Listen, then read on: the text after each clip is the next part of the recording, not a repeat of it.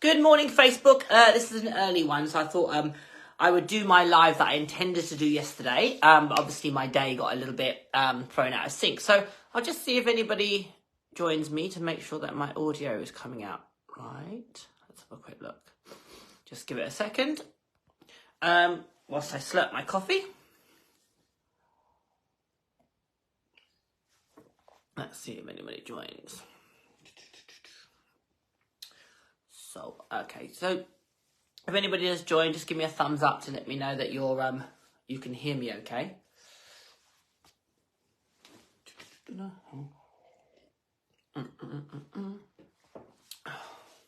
have a look. Just let me check on my iPad actually. Probably an easier option. So hopefully you can hear me.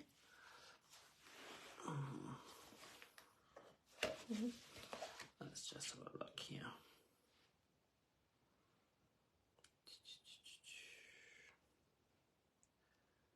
Okay, so hopefully you can hear me. I'm going to biscuit for a biscuit. I think it should be fine. All right.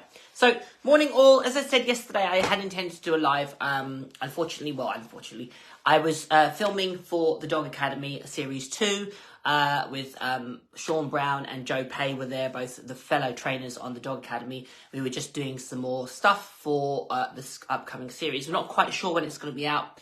They don't know yet, so we'll keep you updated with that. But I originally had planned to do a live talking about the human aspect of reactivity and what contributes to dogs that have reactivity from the human's perspective. So I've been talking this week all about that, and I've talked about confidence being a contributing factor, anxiety being a contributing factor, and social stigma being a contributing factor. And all those things, how that can impact on the mindset of the owner or the caregiver, and that can then be communicated to the dog, or they can see the dog's behaviour as being problematic or challenging based on, so for example, social stigma and how they believe their dog should behave versus how or what is realistic for our dogs.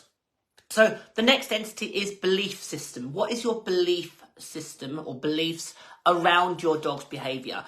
And that can be variations of, do you believe that it's possible to resolve the dog's behaviour? Do you believe that the dog's behaviour is insurmountable? Do you believe that you are capable of resolving the dog's behaviour? Do you believe that the dog is being naughty, defiant, disobedient, and so forth? What is your belief? Because your belief will create a belief loop where what you put out is what you receive, and ultimately will hinder you from moving forward. So belief is a massive part of whether people actually move forward with reactive dogs. And often what's the phrase, there's a problem for every solution. It's often part of a belief system. So for example, when a suggestion has been made with the dog and the owner says, oh, I've tried that. And then they make another suggestion, oh, I've done that and that doesn't work, and so forth and so forth. Now, what happens is that's their belief system saying that they don't believe that there is a solution for the dog's behaviour, and ultimately the dog will remain being reactive or problematic or challenging because of the belief the owner has. So that's a really, really common thing that can happen. It can happen, we often have commonly held beliefs, whether it's based on our past experience or our perception. It can be based on, the narrative that we're told. So, for example, certainly with reactive dogs, a common misheld belief is that dogs have to be trained using punishment and aversives. You see lots of videos on social media with a before and after, dog lunging and trying to attack somebody or a dog or a person, and then the dog is miraculously fixed, moments later when you see them fixed with a particular collar or a particular type of lead, and hey presto, the dog's cured. All you're doing is that's a belief that is the solution to the problem, and all you're doing in that instance is dealing with the behaviour and not the real core root issue, which is based often on fear, anxiety, frustration, impulse control, and a plethora of other causes, as opposed to the external response the dog exhibits, which is the lunging, barking, and etc., etc. So what is your belief loop? What is your belief, and what is the belief loop that you create in your head or as a result of your thoughts, your actions, and therefore the subsequent behavior and the energy that you attract, what is your belief? What is your belief around your dog's behavior? Do you actually believe that it's possible to resolve your dog's fear of people? Do you actually believe it's possible to resolve your dog's concerns about other dogs? Do you believe it's possible to resolve your dog's issues around other dogs and lunging and reacting towards them? Do you actually believe that it's possible? And often that's where a coach and team of people is really, really helpful and empowering, because they can give you belief and hope when you may not have it yourself. Often I will talk through that with my clients and my members of my online community, Relabeling Reactivity, where we talk about that and we try and elaborate and expand on what is their belief system, what is the narrative that they tell themselves that's preventing them from moving forward. So all these things, as you can see, there's a common theme. It's about working on our mindset to the problem. Do we have a positive mindset that we can resolve the issue? Do we think that the dog's behavior, it is possible to change and improve and build the dog's confidence? For me, that is always the perception that I have. I don't perceive it as a problem. I just merely look at it as the behavior that I'm working through and trying to resolve, and identifying the core root and dealing with that issue at the forefront of my approaches. So what is your belief loop? What is your belief when you are looking at your dog? Do you believe that your dog's behavior is naughty, disobedient, aggressive, etc.? Do you believe that you are capable of sorting the problem and working through it?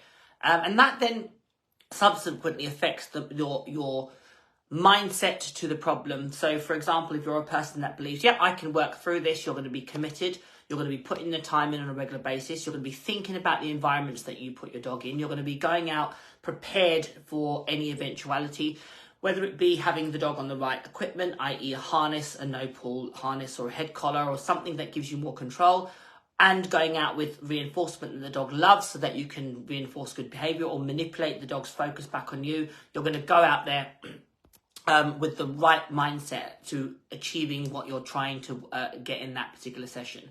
You're going to be looking at the environment. Is this environment appropriate for my dog? Often what will happen is people will be handcuffed to the environments that they normally attend, routinely attend, that is convenient to attend.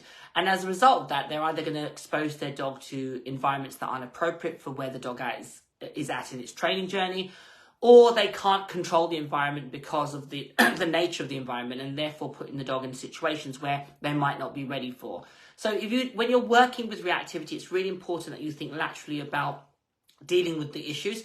For example, taking your dog to more isolated environments. I like to suggest industrial estates are great places to train dogs, or near schools, but after hours, obviously, because if you can get access, some countries allow you access to school fields when it's out of hours. And in the UK, not so much, but certainly you can go to around those environments. They normally have car parks or open spaces near them, where that you can, or in close proximity, where you can use the distractions that are present in that environment. Obviously, if you go in the times when the schools are in use, then you're going to have the opportunity to work against the distraction, but you can control the distance that you work against it. So things like that. Obviously, always put safety at the forefront of your thoughts when you're dealing with any behavioural problem. And the dog safety and those in the vicinity, should always be at the forefront of your mind and your thinking. Thinking about the environment that you put your dog in and the reinforcement is critical for success moving forward. Often people want to put their dog in a situation that the dog doesn't have the skill set, the knowledge, the information and the education to cope with. And as a result of that, the dog then behaves inappropriately because they've just been overfaced. And as a result of that, the dog takes a backward step, which then affirms that belief system of, oh, I know I couldn't solve the problem, and there is my resulting outcome. So always think about what is your belief and be honest and truthful with what that is. And therefore, you're going to make positive, impactful change.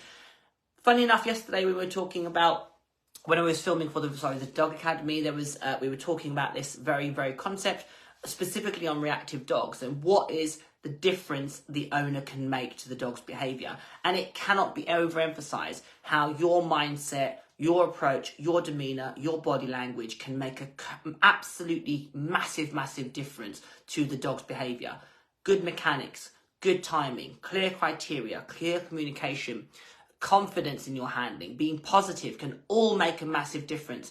And often when we don't, when we don't help people develop those skills and that mindset, we are doing the dog's behavior a disservice. And that's a really, really, really key thing. And the difference with the way in which I choose to approach reactivity, I focus as much on the handler and building, or the owner, and building their confidence up around their dog's behavior, as well as building the dog's confidence. Training a dog can be quite a nuanced skill. It can be quite complex, knowing what to reward, how to reward, and so forth. So, and having good timing and delivery of reinforcement can be quite a complex thing to master. So it's really important that we support owners in environments where there's less challenges. Start in their living room, start in their homes, work on the mechanical skills as if there's a dog present, so that they can be fluid in their motion and fluent in their motion when they're delivering the reinforcement, handling the lead, and so forth. So when there is a challenge in the environment, or the dog is in a more challenging environment, the handler has a level of confidence. You know, using equipment like, for example, a no-pull harness is going to give them additional support and confidence that no matter what, the dog can't escape. Thinking about that sort of thing when you take a dog out or you're working with a client is really, really, really important. So what is your belief when it comes to a reactive dog? Do you believe that it's possible to resolve the dog's behavior? And if you do believe it's possible, then how do we go about implementing that into the real world? Thinking about the environment, being prepared for the situations that you're going to take the dog in. Bob Bailey's mantra, think, plan, do, review, is never is absolutely applicable and never a true word spoken. Think about what you want to train, plan your training sessions, go out and train the dog, and then review them subsequently so that you can look at how you can improve or move forward or take a step back and reflect on each training session. So just some musings there about reactivity. So all this week and next week, some of next week, my doors to my VIP group, the Relabeling Reactivity Collective, is open. If you have a reactive dog, or you know somebody that's struggling with their dog's reactive behavior, the dog's barking, lunging, it's causing them to be stressed, anxious, overwhelmed by their dog's behavior, point them in the direction of Relabeling Reactivity. There are so many people in that community whose lives have been changed as a result of the information and content on my online course, Relabeling Reactivity.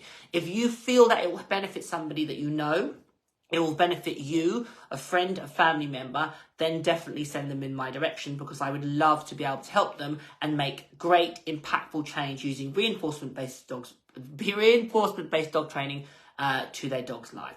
So just some musings from me about reactivity. So again, just to recap, confidence, anxiety, social stigma, and belief. All those things are going to make massive impacts to the handler's confidence and ultimately the dog's confidence.